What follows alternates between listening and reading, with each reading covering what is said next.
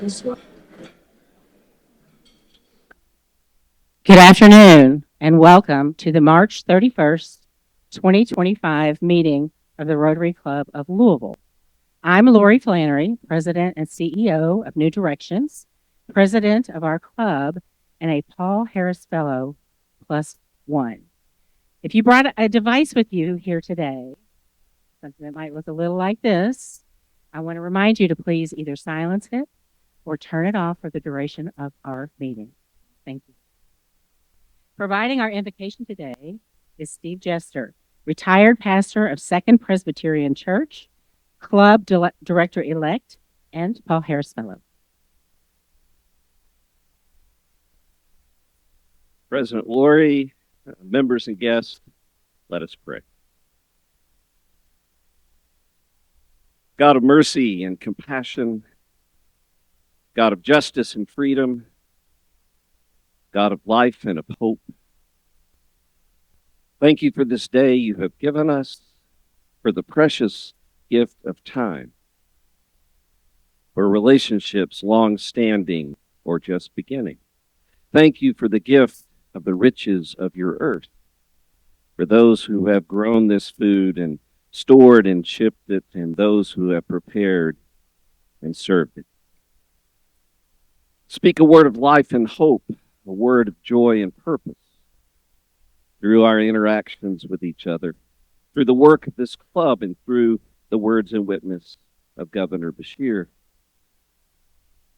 Remind us all once more, O God, that true greatness is humble service to others, that true strength is to be vulnerable to the needs of hurting people, that true wisdom is to live with humility, knowing that we are but instruments of your gracious purposes. And send us out from this place today renewed and refreshed, recommitted to be such instruments, joyful witnesses to life in all of its depth and glory. Holy One, may it be so. Amen. Thank you, Steve. Now, to lead us in the pledge and the Rotary four-way test is Dorn Crawford, Lieutenant Colonel, U.S. Army, now retired, former Foreign Affairs Officer with the U.S. Department of State, and Paul Harris Fellow.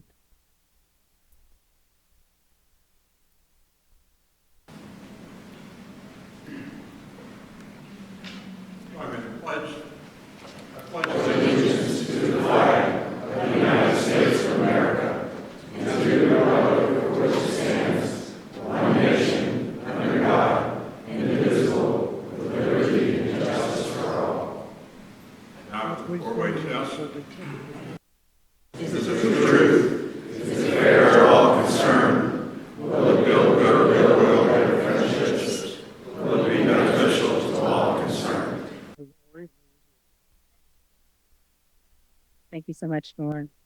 So usually at this time we have Rotarians come up and introduce their guests, but we have a lot of guests here with us today, so we're not going to be able to do that. I do want to say welcome and thank you very much for being here. We really appreciate the energy you bring to our club today and help us in welcoming our speaker. If you are a guest, we ask the next time you hear me ring the bell will be when we adjourn. If you are a guest, if you don't mind to go over to this alcove over here for just a few minutes after the meeting, past President John Bush is raising his hand over there. We'll be providing an overview of Rotary and our club, and it does take just a few minutes, and so we would appreciate it if you would do that when you hear the bell. Thank you.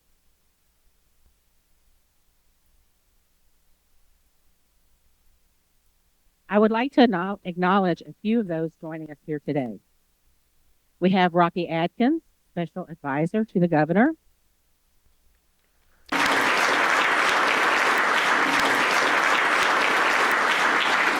We have with us today Kentucky Senator Gerald Neal of Louisville, who also serves as the Senate Minority Leader in our state legislature.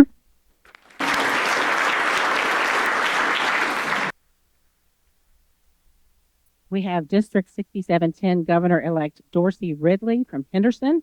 Dorsey's also a former senator.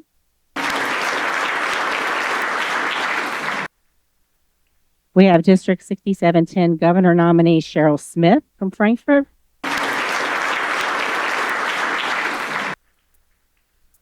And we have District 6710 Administrator helping all of us in the district, Lee Perry from Evansville.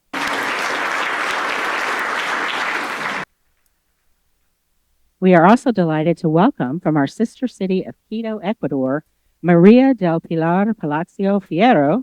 She's a past president of the Rotary Club of Quito Vallare Intercianica. Hope I did that all right. Welcome, Maria, and welcome to all of our special guests. Thank you all for being here. If you all see me every week, you know my voice is different. It's a little lower today because I've got these allergies going on. Now it is my honor to introduce today's speaker. Governor Andy Beshear has guided Kentucky with steady, compassionate leadership through devastating natural disasters and the worst pandemic in a century, and has overseen historic economic development, attracting thousands of new, good paying jobs in every corner of the Commonwealth. Under Governor Beshear's leadership, Kentucky is on the greatest economic win streak of our lifetime. Over the past 5 years, the governor has announced a record $35 billion in private sector investment, leading to the creation of more jobs than any other administration in state history. He has positioned Kentucky as a leader in electric vehicle battery manufacturing, with 4 of the largest EV battery plants being built on planet Earth. Kentucky's economy is booming. The Commonwealth was ranked number 2 and number 3 in per capita economic development in back-to-back years. Kentucky businesses are exporting more goods than ever before. And our tourism industry, which is also economic development, had its best 2 years ever in 2023 and 2024. Under the governor's fiscal management, the Commonwealth has had upgrades from all 3 major bond rating agencies. Governor Beshear continues to position Kentucky for growth by investing in our infrastructure, including high-speed internet, 4-laning the Mountain Parkway, right, 2 different kinds of infrastructure, announcing the Brent Spence Bridge Companion Project, and bringing clean water to communities across Kentucky who haven't had it. And he announced the first new hospital in the west end of Louisville in over 150 years. The state is welcoming more businesses, more families, and more visitors to our new Kentucky home. The governor and First Lady Brittany Beshear have 2 teenage children, Will and Lila. The family are members of Beargrass Christian Church and are loved by first dog Winnie. Please join me in welcoming our governor, Andy Beshear.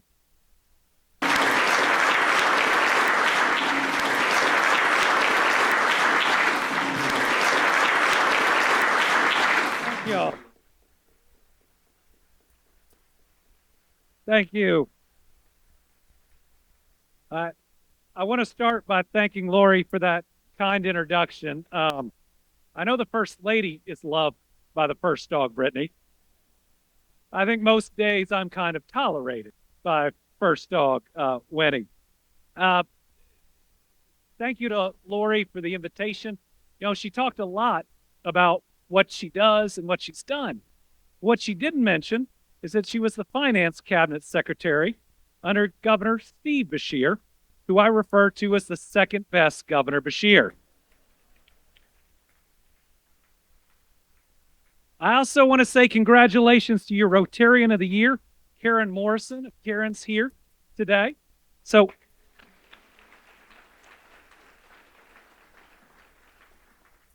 Karen is both accomplished on her own, but her daughter Kinsey is also my wife Brittany's chief of staff and does a great job for us. I was trying to get points for Kinsey today. We also have your district governor-elect Dorsey Ridley here with us today. Dorsey and I are about 6 cousins, but we call each other Cousin Andy and Cousin Dorsey. And I still remember when he came on to the administration, there were a couple of people who tried to launch an attack saying, Andy's hiring his family. As well as Governor nominee Cheryl Smith. Gerald Neal has been here with us today. I think he just stepped over. Thank you for the good fight that you fight for Louisville, Senator.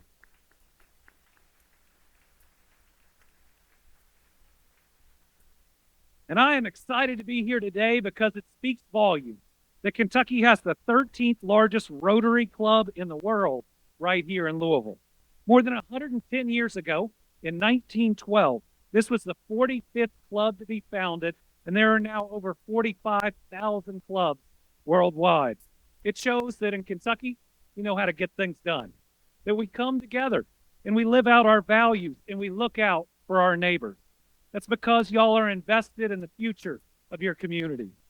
That's how you built a forum that's big enough for everyone to have a voice.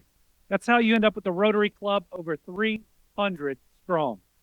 You are helping us build our new Kentucky home, where there's prosperity and opportunity for everyone. In our new Kentucky home, we leave the stereotypes of the past in the past, and we welcome anyone and everyone to our state to be a part of our bright future. New Kentucky Home is about opportunities for our people to dream as big as they can dream and to chase those dreams right here in Kentucky. To show you no longer have to live on this coast or that coast, but you can be successful right here. Our New Kentucky Home is a place where our speed of business is as fast as anywhere else, but our pace of life is just right. See, in Kentucky, we love where we're from. And I think we talk about home in a way that's different from so many. So this initiative is about us taking everything we love about Kentucky and spreading it to the world with an invitation to join. And what a story we have to tell as we're sitting here today.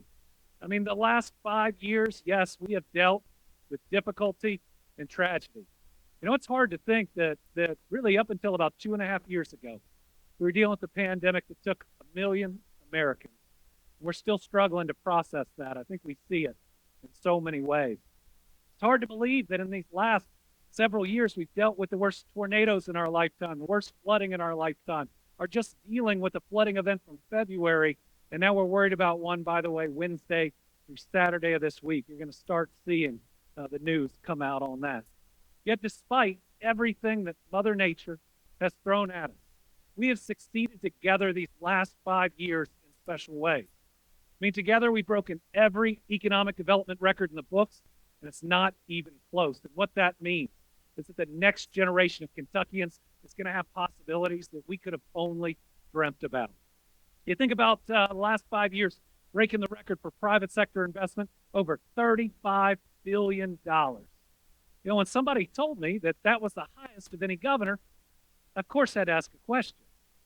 Who's second? And Lori, you know what they told me? I like it, OG Beshear. They told me, your dad. And so there was a natural follow-up to that. By how much? And they said $17 billion. So I picked up the phone and immediately called my dad. And I thanked him because none of us are able to reach this moment, this window of prosperity without the leadership of so many. You know, I got to stand next to Steve Beshear in the Great Recession when he was scrapping for 5 jobs here or 8 jobs there, knowing they are just as important to that individual and those families as when we announce 1,000 here or 3,000 there. I'm proud of his leadership. I'm proud of that expansion of Medicaid because I can tell you when I became governor and that pandemic hit, that expansion of Medicaid saved countless upon countless of lives.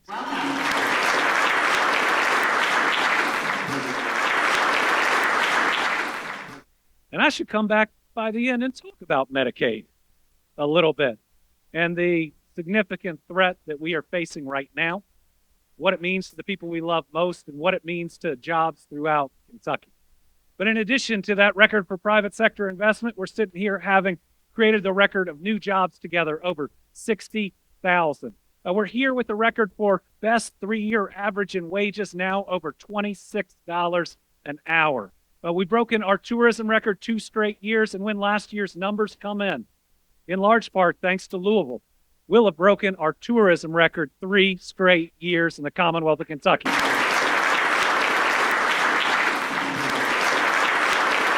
And in the last 2 years, we've broken our exports record. This last year at $47 billion, though our largest export market is Canada. Too soon? I think we'll circle back around to that as well. But we should be proud, even in times of difficulty, that we have been able to not only push through serious adversity, to be there for each other in the most difficult times, to be rebuilding parts of Eastern and Western Kentucky, but also surging forward. You know, on top of that, number 2 and 3 per capita finishes in the country this last year, we were number 5. It means each of the years I've been governor, we've been in top 5 in the entire country. It means that people are finally looking up to us instead of looking down on us. That Kentucky is no longer a flyover state, we're a destination. And it's our time to continue to try to make the investment, to try to take the steps, and to try to find ways to work together so that we can keep this momentum going. Because I'm telling you, even with some of the pauses that we're seeing in our economy right now, this is still the greatest window of opportunity that I've ever seen for a state like ours to surge ahead. And so when I think about what it means to try to find that common ground, that we apply common sense to, and then do things for the common good in Kentucky, I start with the realization that when most people wake up in the morning, they're not thinking about politics. They're not thinking about a party, and they're not thinking about the next election. They're thinking about their job, whether they make enough to support their family, to buy groceries in the grocery store, to afford gas, to buy that new home. They're thinking about their next doctor's appointment, not just for themselves, but their parents or their kids. They're thinking about the roads and bridges they drive that day. Are they safe? How much traffic's on them? They're thinking about the public school they drop their kids off at, wanting their kids to have the very best education. And they're worried about public safety in their community. And that's not just what the numbers say. It's whether we feel safe. We have to recognize that for a state that has embraced that mental health is just as important as physical health, how safe we feel is an important part of public safety and our overall well-being. I think when we spend the vast majority of our time focused on those issues, those causes that ultimately can lift everyone up, that's when we're all able to start talking, to find that common ground and to recognize that our job isn't to move a state to the right or the left, but to move it forward for everyone. And what I love is these last 5 years, we're seeing economic development and opportunity come to each corner of our state and each neighborhood of this city. Lori mentioned one of the best days I've had as governor was opening Norton's Hospital in West Louisville. It's been 150 years. And now folks won't have to take 2 buses to see their doctor. Norton built it as state of the art, one of the most advanced hospitals in this entire state. And it's right there in an area that was denied health care in that community for far too long.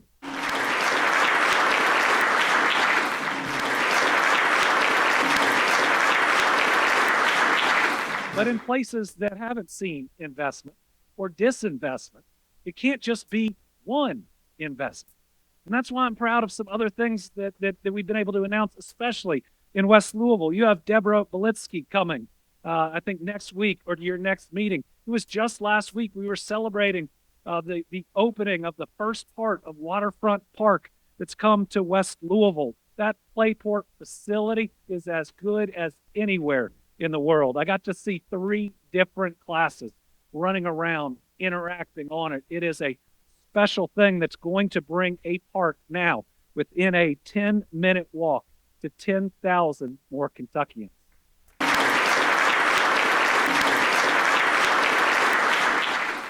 I think about Stellar Snacks, the largest jobs announcement we made in West Louisville in decades. This is a mother-daughter owned company. They make pretzels. And if you've been on a Southwest airline flight, you've had those pretzels. They're made right here in Kentucky. It's eventually going to be 350 jobs, and they have a specific incentive to hire from the neighborhoods around them.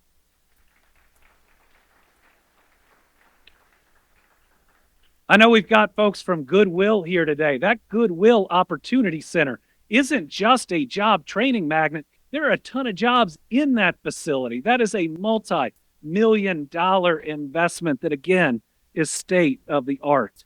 I look at Elder Serve, which thanks to so many people, we've been able to reopen to make sure that senior care, again, can be accessed in the neighborhoods that it's needed. The Patty's Run flood pump station work that we started that'll protect 63,000 people in West Louisville from flooding that they have had to endure. This is just a few examples of the types of investments that are going on all around Kentucky. It's about being able to access the basic services you need and to find meaningful employment in the community that you live in. If you go to far eastern Kentucky, I've been proud to help open 2 pediatric autism centers. Before that, people were told to drive to Lexington, drive to Cincinnati. Some of them were told that the best thing that they could do for their kids' health care is to move. You know, no parent should ever have to hear that. And so our job in this new Kentucky home is, again, to make sure that every single zip code has real opportunity. And up to now, what's been amazing is that hasn't required tough choices. It's just required overall investment. It's required the running of clean drinking water in all parts of Kentucky, the receiving the federal dollars that are going to help us run internet access to every single home and every single business. It's doing major mega projects like 4-laning the entire Mountain Parkway. That's something that Bert Combs promised, but I'm going to deliver on.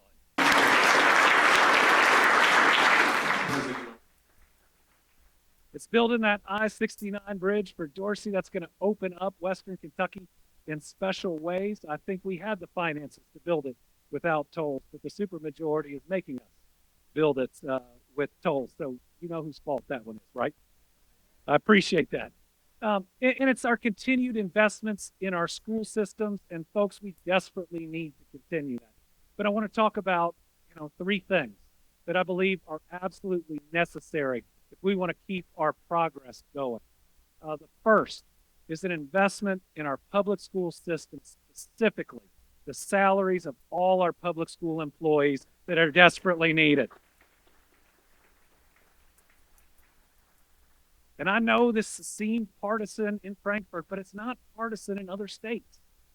Tennessee just made an announcement over a period of years that's going to move them from the 40s where we are into the top 10 to 15. It's Ohio doing some of these things, and Indiana doing it as well. We should at least say that we value our public educators as much as our surrounding state.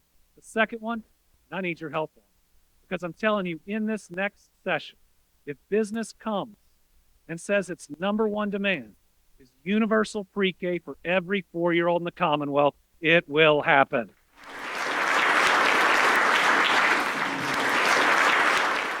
And there's a couple of reasons it's critically important.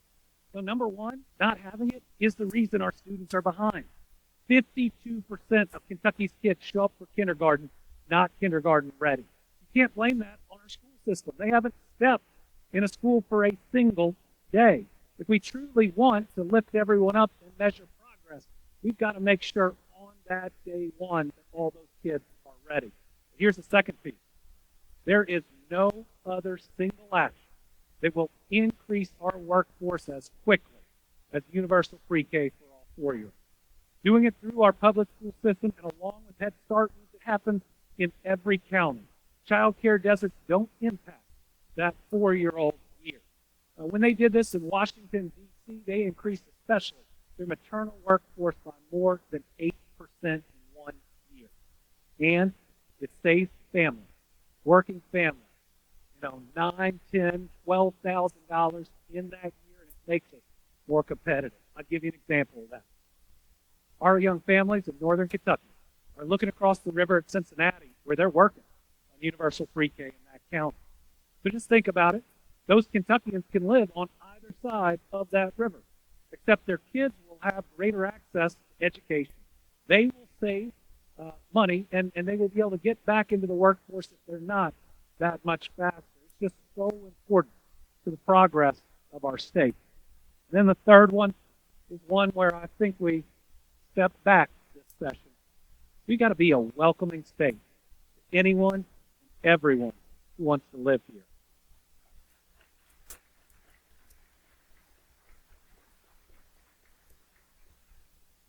I believe that diversity makes us stronger and never weaker. I believe that more seats and more voices at the table are always make a more attractive and welcoming environment to bring those new jobs and those new businesses. I believe that people shouldn't be picked on. During this session, we saw that supermajority picking on a lot of people who get picked on too much.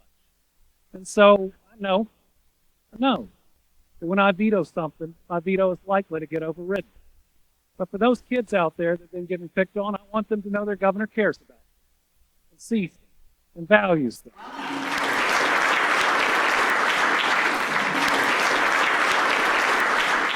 And I want every Kentuckian to know that this can be a home for them. No matter what our background is, no matter who we love, I'd like to think that this is a place where we can be empathetic and loving enough to accept each other. And boy, with all the momentum we have right now, if that's how people view us, the sky is the limit. So as we are leaving this legislative session, and Gerald, I like seeing you, but I'm glad you're not coming back into session until January. We are facing a few threats. We're facing a few threats from a federal administration that is first looking to impose tariffs. Let me tell you that while tariffs surgically placed, especially against countries that say are dumping finished EVs or sometimes steel, can make good, sound policy. That policy is typically arrived at through a lot of experts working together. What we are seeing right now isn't a scalpel, it's a chainsaw. And it's going to impact our economy in that way. Tariffs on Canada will cause our gas prices to go up. Tariffs on Mexico will cause our grocery prices to go up. Tariffs on lumber will cause the cost of new houses to go up. If you want to know about the politics of inflation, it is gas, it is grocery, and it is housing. But then it impacts us in so many other ways. I believe that our current president is president because he convinced the last group of movable voters that he would focus on prices in the economy and that his opponent was distracted by other issues. But that is not what we're seeing. And I don't say that because I'm a Democratic governor and he's a Republican president. I say that because I want the people of the United States of America to be able to afford to pay their bills at the end of the month, and I want this administration to course correct. I'd rather them get it right and our people be able to support themselves than to make any type of political statement. And so my hope is that they not only back off of what's supposed to come on April the 2nd, which would be a taxation day for just about every consumer. By the way, I think our president said he didn't want to do it because April 1st is April Fool's Day. April 1st is Brittany and my 19th anniversary.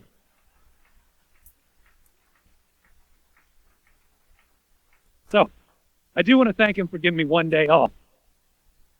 But the second is what we're hearing out of DC in terms of budget reconciliation. At least what they put out thus far, unless they come out with another plan, would require serious and significant cuts in Medicaid.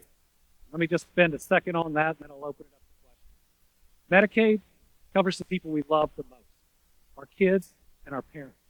Over half of Kentucky's kids are covered on Medicaid, especially those with special needs.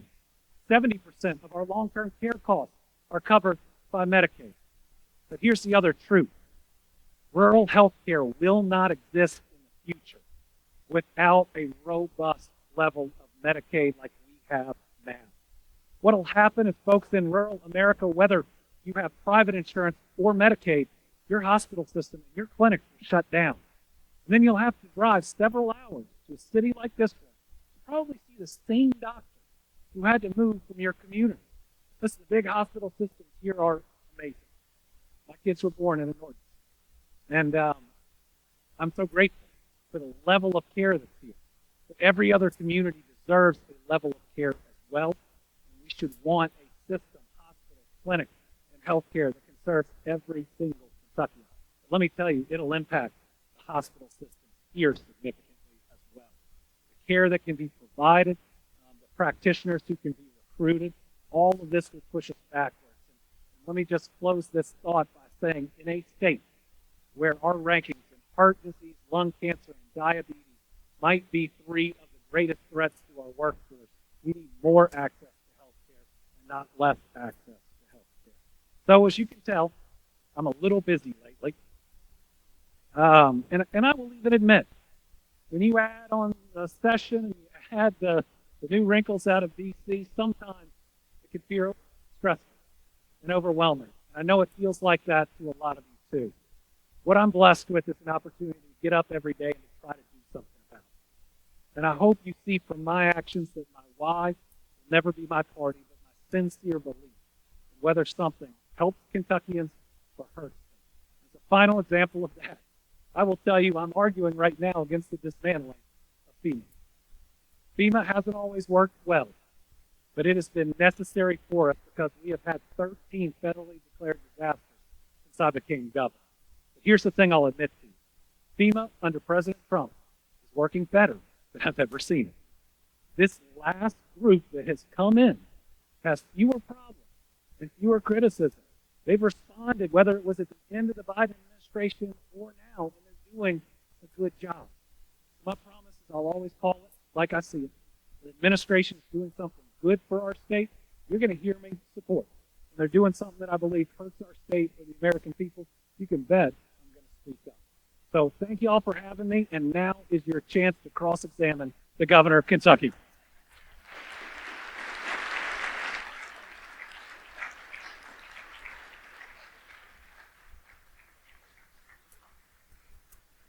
Thank you. Thank you, Governor Beshear. Ashley Brower with Max Strategic Communications. I'm the speaker chair for our Rotary Club here, and we thank you for being here today. Thank you. So our speaker committee coordinated questions submitted from our club members, and so we've got a handful of our folks here to ask you. So you touched on several federal issues that are impacting us here in the Commonwealth. I'm curious about immigration and how are we working with federal authorities on that subject?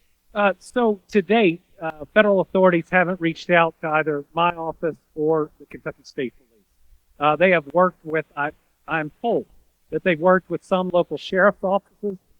All of those have been through warrants of dangerous and or potentially, at least as has been reported to me, violent criminals. We have been told that we will not see activities in schools or in other places like that, but where I come at it is there is a wide range of different activities that we could be asked to participate in. Some make us safer, and that's the apprehension of criminals. Some could put the rights of American citizens or those who are here legally at risk. So we're going to look at any and every request that comes in and do what we think is right. Let me just say, I do believe that border security is national security and that we have to enforce our laws. But these people are also human beings, right? Many of them are trying to escape violence in their home country. And shackling human beings for a photo op, I think is wrong. And while we may need to take certain steps that are out there, the way that we take some of those steps is a reflection of our humanity. Thank you, Governor. The next question is business directed. Governor, as you know, the Yum Brand's decision to move its headquarters to Texas is a significant blow for Louisville and for Kentucky, especially given the low number of major corporations headquartered in the Commonwealth. The question is, what specific strategies or initiatives has the state implemented or plans to implement to attract new headquarter corporations and keep the ones that we have in the Commonwealth? Thank you. Thank you. So Yum is still saying that its overall headquarters is in Louisville, but it moved the last part of Kentucky Fried Chicken to Plano, Texas. I think they ought to call it Plano Fried Chicken. And I'll tell you, I mean, I think people expect a governor to just say, okay, because you got some other jobs that are here. This is a company that built itself on this state, on our people, on the colonel who was a proud Kentuckian. And when they called and told me that, I asked him, are you going to change the name? And they said no, but I expressed my disappointment. And you all know business well enough to know that these things aren't always about incentives. They're not always about business climate. This wasn't at all. Some of them are about where somebody wants to live or has lived. It suddenly becomes the president of something. We saw that happen with a number of companies here in Louisville in the last 20 years. We actively recruit on an everyday basis, not just companies, but headquarters. We actually have as many, if not more, North American headquarters of foreign-owned companies in just about any other state. One of the things that we sell very well is if you are, a foreign-owned company, you want to put your first major manufacturing facility in the United States, Kentucky is the perfect place to do it. The greatest example of that is Toyota. Put their first U.S. facility here. It is still their largest facility in the world, largest manufacturing facility. I don't think we'd have Blue Oval without proving that we could do that. But there's a list, probably 100 to 200 deep, of North American headquarters that are here, and that is a way to start gaining a foothold. Now, I will say these tariffs are threatening foreign direct investment. Kentucky got invited to Davos, the World Economic Forum, for the first time this last year. And the first 3 days were amazing. Every company I was meeting with said, sure, we'll come and locate. And I said, all right, I want to sign, and then I want to ask why. And they said, well, we overinvested in China, and that's a problem. We need to invest significantly in the United States where your growth is higher than Europe. And so we had all these things going. Then on the last day, the president comes in and says, we're going to tariff all of it. And we saw all the brakes pump. And so we try to lure U.S. companies. We try to lure foreign direct investment. And by the way, it's not just Canada. Our largest investor is Japan. Actually, a certain part of Japan. And that's concerning with some of the tariffs that are there. But the last thing we've got to do is grow existing companies. Right? KFC grew here.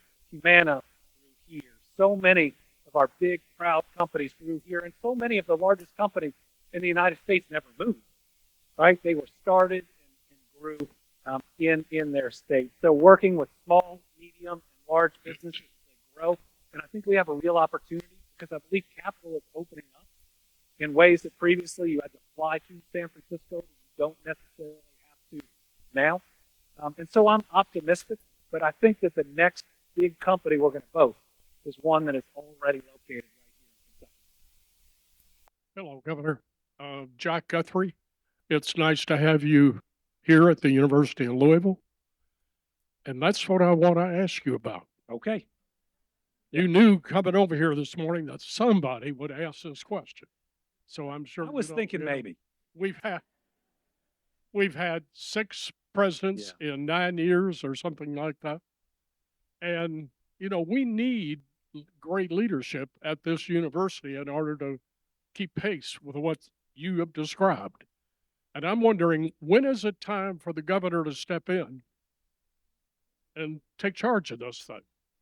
Well, I appreciate the question, and certainly I know it's a time of instability here at the university. Kentucky needs a strong University of Louisville. And I think you all have seen from me that I 100% back the University of Louisville, and I'm the first governor willing to say that in a long time. I even go to the games and wear red. Now, I do go to the other games and wear blue because I figured out the answer is that the governor of Kentucky needs to support our in-state schools and root against Duke.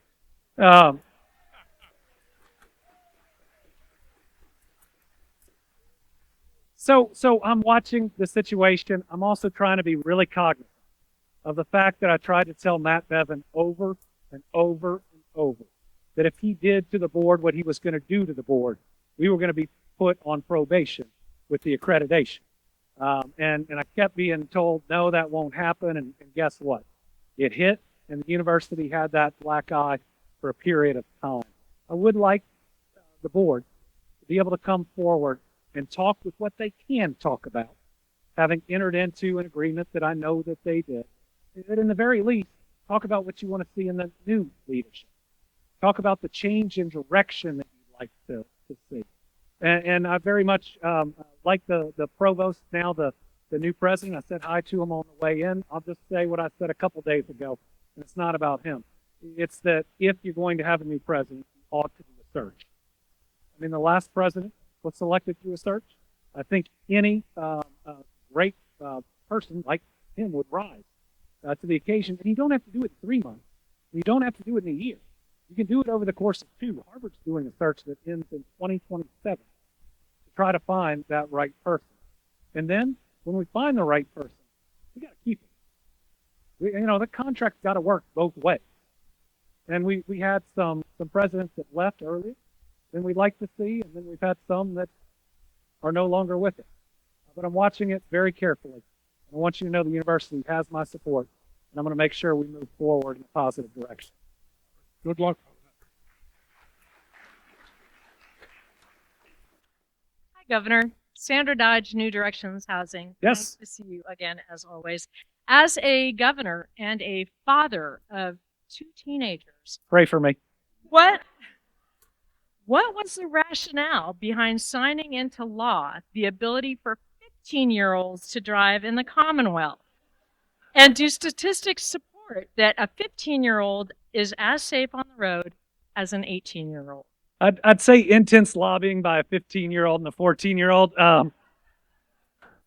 So it is important to get into the nuance of what the bill actually does. So we were in the minority of states that don't allow someone to get their permit, but not their license around 15. So the bill does not change when you can get your actual license. And compared to when I turned 16, there are more limitations when you do get your full license now on who can be in the car, on when you can be out than it ever existed before. So the rationale was given in your permit, you have to have someone else in the car over 21 that is a licensed driver. You have more time to practice. It ended up gaining overwhelming support in both chambers. And what I'd say to all the 15-year-olds is, number one, be careful.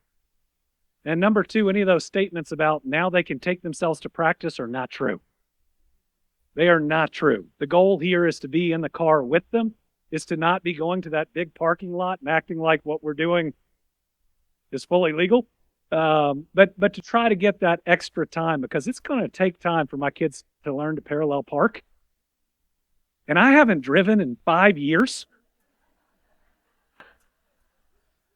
Some need to work on it a little bit too. Yes. Hello, Governor Beshear. I'm Kevin Fields. I serve as club secretary and as chair of the club's Diversity, Equity, and Inclusion Committee. Thank you. I first want to take a moment to thank you, Governor Andy Beshear, and Senator Gerald Neal and Senator Robert Stivers for providing bipartisan leadership in support of our community theater project Yes. at LCCC, known as the Grand Lyric. So thank you for that support. My question, Governor Beshear, you recently vetoed several high-profile bills only to have them overridden by the legislature. Governor Beshear, what message do you think these overrides send about our political landscape in Kentucky? And what do they mean for the future direction of the Commonwealth? Well, thank you. And I remember coming and seeing all the plans and you showing me what an amazing gem it's going to be. So congratulations. And I look forward to seeing that project completed and all the great things you're going to do. I think what it says is both nationally and sometimes in Frankfurt, people are a little more worried about their party than they are their country or their Commonwealth. That they've gotten more wrapped up in right versus left than right versus wrong. And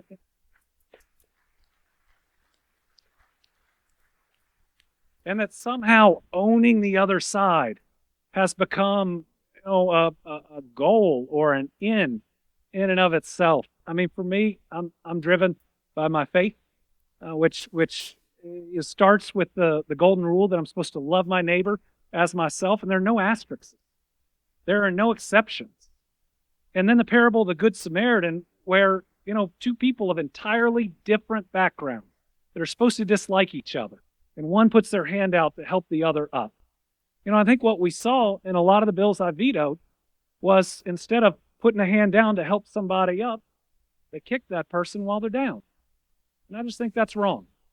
And whether the veto is just a statement or whether it tells other people out there that there are those of us that care, that know what's going through isn't right, that want that better tomorrow and will keep fighting for it. I just want to try to do the right thing. And like I said earlier, I don't like bullies. And I don't think it's right when people are getting picked on. And if a governor can make a statement with a veto, then maybe people feel supported. And maybe over time we can push that bully backwards.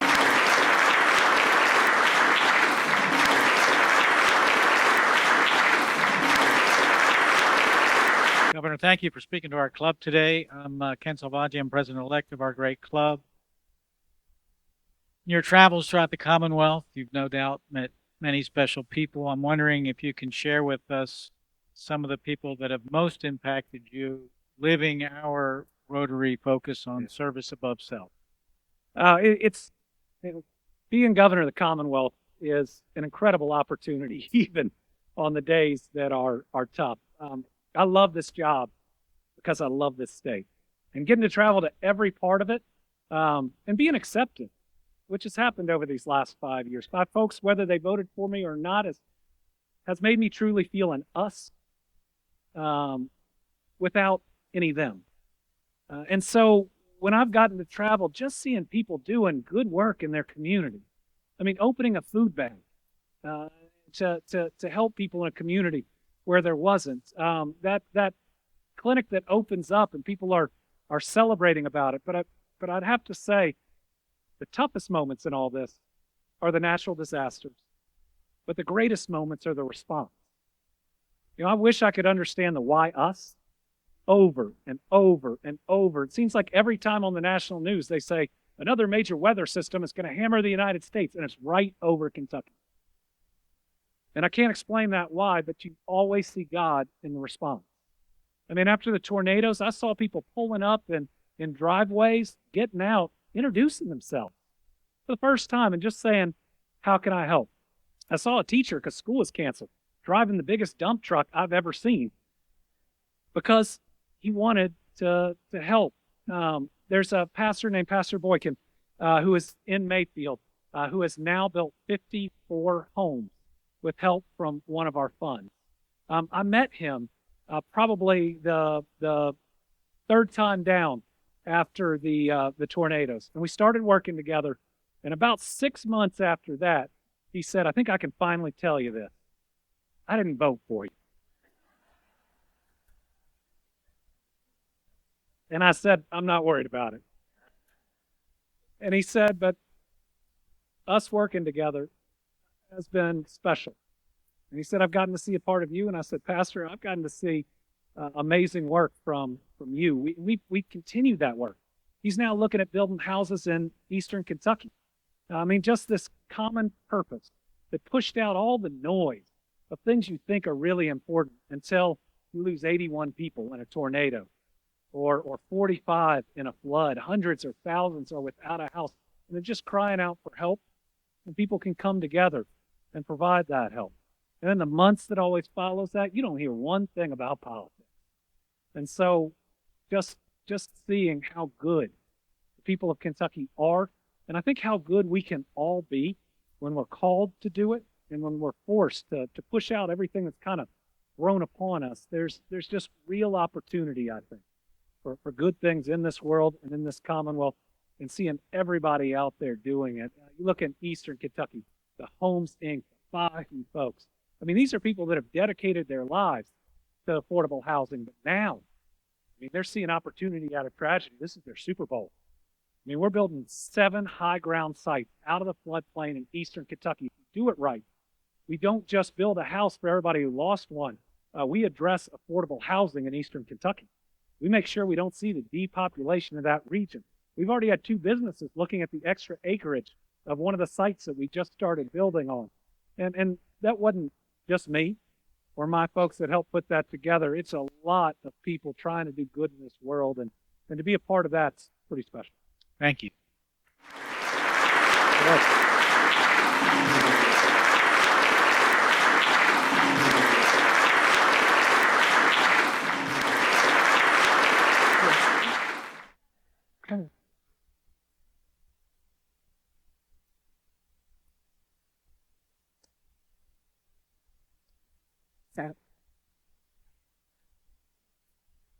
Right.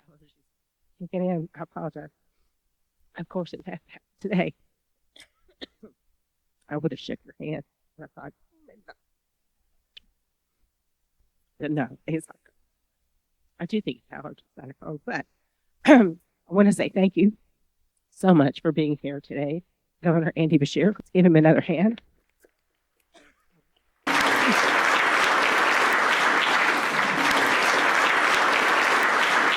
As a token of our appreciation and on behalf of the members of our club and the trustees of the Rotary Foundation, it is my honor and privilege to recognize you today, not only as an honorary member of our club, but also as a Paul Harris Fellow.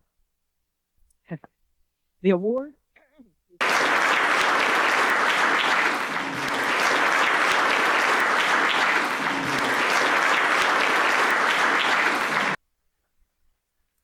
it looks fantastic. Pins for you as well. This award is named for Paul Harris, who founded Rotary in 1905. We are an organization which has now grown to 1.2 million members in 45,000 clubs, as you noted, Governor, in over 200 countries around the world. Also, as you noted, I pass up an opportunity to say we are the 13th largest club of all those 45,000. We're very proud of that. Paul Harris recognition is awarded to individuals who contribute or who have contributions made in their name, which is the situation here, of $1,000 to the Rotary Foundation. Notable Paul Harris Fellows include, besides you now, Mother Teresa, good company, right? Yes. Nelson Mandela, King Charles, Indira Gandhi, Pope John Paul II, no pressure, President Jimmy Carter, astronaut James Lovell, and Dr. Jonas Salk. I encourage you to wear your Rotary membership pin and Paul Harris Fellow pin as symbols of our appreciation to you for your clear commitment to our motto, which is service above self. Thank you.